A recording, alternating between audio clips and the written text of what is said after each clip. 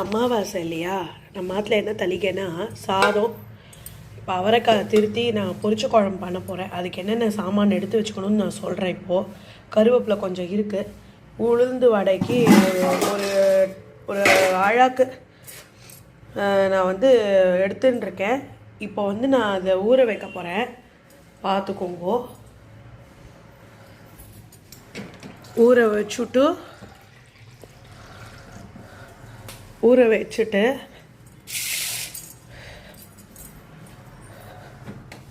அதை நல்லா களைஞ்சிட்டு இது பண்ண போகிறேன். அடுப்பில் என்ன இருக்குதுன்னு நான் சொல்லிடுறேன். ஒரு பக்கம் வந்து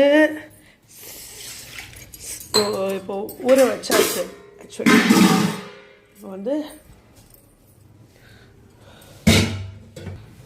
ஊற வச்சுட்டேன். இப்போ வந்து அடுத்தது வந்து இதை மூடி வச்சிடலாம்.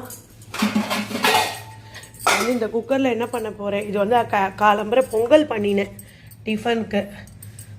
சரி ஓகே அப்படின்னு சொல்லிவிட்டு அந்த குக்கர் தான் சும்மா அலம்பி வச்சுருக்கேன். இதை வந்து பால் திருக்க நம்ம அதை பண்ண போகிறேன். அதை எப்படி பண்ணுறதுன்னு நான் உங்களுக்கு ஒரு வீடியோ அப்புறமா போடுறேன். இதோட அடுத்த வீடியோவாக அது வரும். இன்றைக்கி இது வாழைக்காய் கறந்து இது வந்து என்ன பண்ணிட்டு இருக்கேன்னா உளுத்தம்பருப்பு மிளகு ஜீரகம் இதெல்லாம் வறுத்து அரைச்சி ஒரு பொடி பண்ணிட்டேன். சீராமலுக்கு சாத்துமதுக்காக பண்ணின பொடியை இதில் போட்டாச்சு.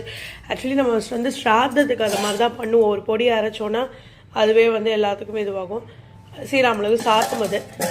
இப்போ வந்து நான் வந்து பொரிச்ச குழம்புக்கு இப்போ எடுத்து வச்சுருக்கேன். இதில் தேங்காய் போடணும், கருவேப்பிலை போடணும். பண்ணிட்டோன்னா அவரைக்காய் வேக வச்சு இது பண்ணணும். இப்போ வந்து பருப்பு விடணும் இல்லையா குழம்புக்கு. இந்த பருப்பு வந்து எடுத்து வச்சுட்டுருக்கேன். அந்த பருப்பு அதில் கொட்டிடணும். நம்ம வந்து பார்க்கலாம். பால் இது இங்கே பால் எடுத்து வச்சுருக்கேன் திருக்கணம். அதுக்கு நான் எப்படி பண்ணுறதுன்னு அப்புறம் சொல்கிறேன், பண்ணிவிட்டு சொல்கிறேன்.